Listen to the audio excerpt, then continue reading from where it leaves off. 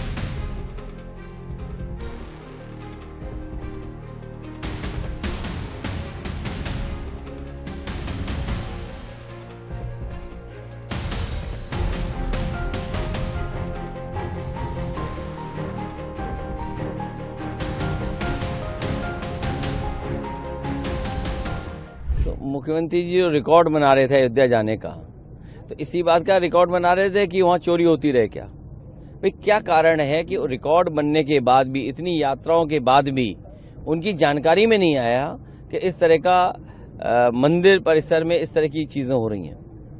Sir, आपने tweet करके कहा है कि अगर सपा सरकार बनेगी तो एक आदर्श धार्मिक स्थल जो है अयोध्या बनाएंगे। इस बात को हम लोग इसलिए कह रहे हैं कि जिस तरह का विकास या जिस तरह का अयोध्या का काम होना चाहिए था, दुनिया के लोग जहां आते हैं तो कम से कम दुनिया के वर्ल्ड क्लास इंफ्रास्ट्रक्चर तो हो, और जो श्रद्धालु आते हैं, जिन्हें आस्था के साथ आते हैं, उन्हें सुविधाएं अंतर्राष्ट्रीय स्तर की मिले। That people from all over the country, those who believe and those who have faith, gave donations and now those donations have been stolen. I think it is tragic. I think it is shameful, and the government needs to inquire into what has happened, how it has happened, and why it has happened. Yes, many did. In fact, it was a big drive, and so they should also be responsible. If people have given, women have given from their savings, from their homes, poor people have given. It's not just funds that have been given by big corporates. These are funds which have been collected from every citizen, and there was a drive to collect them. So who's responsible? If you collected them, it's your responsibility to keep them safe. हमने कल और लगातार आज भी हमारी एक PC है, बहुत स्पष्ट तौर पे कहा है कि ये मंदिर, ये पूरा प्रोजेक्ट, अयोध्या का पूरा प्रोजेक्ट आरएसएस की देखरेख से शुरू हुआ, आरएसएस की देखरेख में है। जब कोर्ट के आदेश से मंदिर बनने की बात आई तो पीएमओ के सीधे सीधे देखरेख में, निगरानी में ये मंदिर बना, ये ट्रस्ट बना। ट्रस्ट में कौन? प्रधानमंत्री के चहेते अधिकारी जो उनके प्रिंसिपल सेक्रेटरी रहे हुए हैं, नृपेंद्र मिश्रा। ट्रस्ट का प्रमुख कौन? आरएसएस के एक प्रचारक रहे हुए हैं, चंपत राय। अब उसके बाद क्या बचा?